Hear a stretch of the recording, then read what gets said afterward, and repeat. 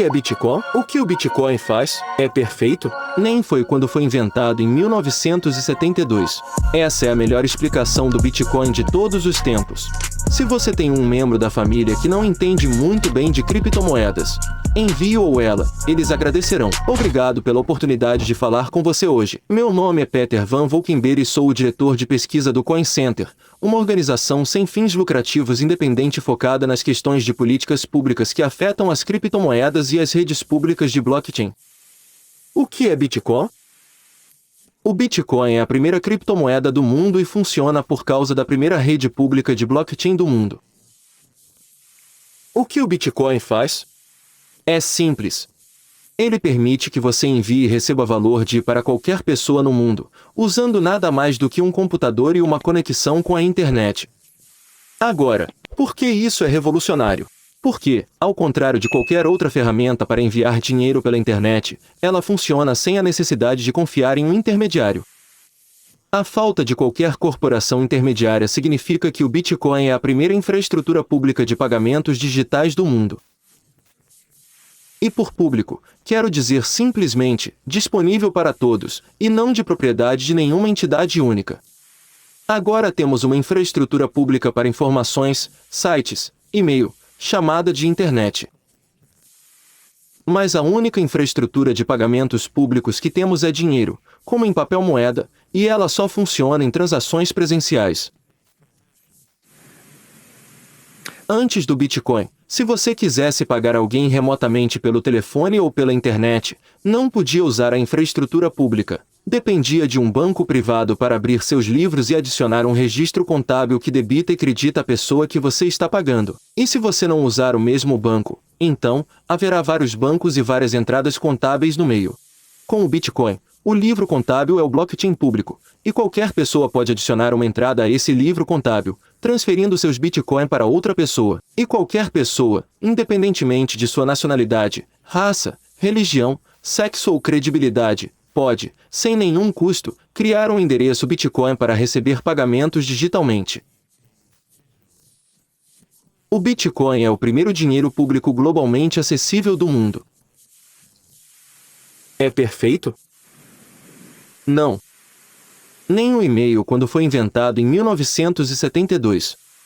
Bitcoin não é o melhor dinheiro em todas as margens. Ainda não é aceito em todos os lugares. Não é usado com frequência para cotar preços e nem sempre é uma reserva de valor estável. Mas está funcionando, e o simples fato de funcionar sem intermediários confiáveis é incrível. É um avanço da ciência da computação e será tão significativo para a liberdade, a prosperidade e o florescimento humano quanto o nascimento da internet. E o Bitcoin é só o começo. Se pudermos substituir a infraestrutura de pagamentos privados, também poderemos substituir outros pontos de estrangulamento privados na interação humana. Agora, por que deveríamos querer construir mais infraestrutura pública? Por que devemos adotar blockchains em vez de intermediários corporativos? Por que devemos tolerar suas ineficiências e trabalhar para melhorá-las? Por que deveríamos querer os pioneiros dessa tecnologia aqui nos Estados Unidos e não fugindo para o exterior? Um motivo simples, porque os intermediários corporativos estão fornecendo a infraestrutura crítica atual, mas de propriedade privada, estão se tornando cada vez menos, maiores e mais poderosos, e suas falhas são críticas cada vez mais graves. Então, cerca de metade de todos os americanos, 143 milhões de pessoas, tiveram seus números de previdência social expostos a hackers por causa de uma violação na Equifax. A rede SWIFT retransmitiu centenas de milhões de dólares em transações fraudulentas devido a bancos membros invadidos em Bangladesh, Vietnã, Equador e Rússia. O FBI suspeita agora que o maior desses hacks foi perpetrado pela Coreia do Norte. Funcionários corruptos de baixo escalão de um banco indiano, o Punjab National, conseguiram certificar fraudulentamente mensagens do SWIFT roubando 1,8 bilhão de dólares. É o maior assalto eletrônico a banco da história. Na verdade, é o maior assalto a banco da história. Em outubro de 2016, cerca de 1,2 milhão de dispositivos conectados à internet foram invadidos e transformados em uma botnet que, por várias horas, tornou indisponíveis sites importantes na Europa e na América do Norte, incluindo CNN e Fox News, The New York Times e The Wall Street Journal. Cada vez mais, máquinas físicas estão sendo conectadas à internet para aumentar suas capacidades. Eles são conectados por meio de servidores, que são de propriedade e mantidos por intermediários privados e confiáveis. A chamada Internet das Coisas. Os marcapassos do St. Jude's Hospital foram hackeados, os monitores de bebês da TRN foram hackeados e os jipes da Jeep foram hackeados, a ponto de poderem ser roubados remotamente e expulsos da estrada. Agora, essas vulnerabilidades são inevitáveis em sistemas que têm pontos únicos de falha. Não importa se o ponto de falha é uma corporação ou se é um governo, não deveria haver um único ponto de falha. Pontos de estrangulamento semelhantes existiam antes da internet. Se você quisesse entregar uma mensagem, teria que passar por uma das 3 emissoras de televisão ou por um punhado de jornais. As empresas privadas são essenciais, mas nenhuma infraestrutura crítica deve depender de uma ou duas. A internet removeu pontos únicos de falha na infraestrutura de comunicações e deu início a uma onda de competição entre novas corporações de mídia que se baseavam em seus trilhos públicos. Os blockchains também podem desintermediar pagamentos críticos e infraestrutura de IoT. A tecnologia ainda não está pronta para responder a todas essas perguntas hoje, mas é nossa melhor esperança. E, como aconteceu com a internet na década de 1990, precisamos de uma política leve e pró-inovação para garantir que essas inovações floresçam nos Estados Unidos para o benefício e a segurança de todos os americanos. E mais um clipe só para expandir isso. Aqui está Brian Brooks, ex-controlador interino da moeda nos Estados Unidos.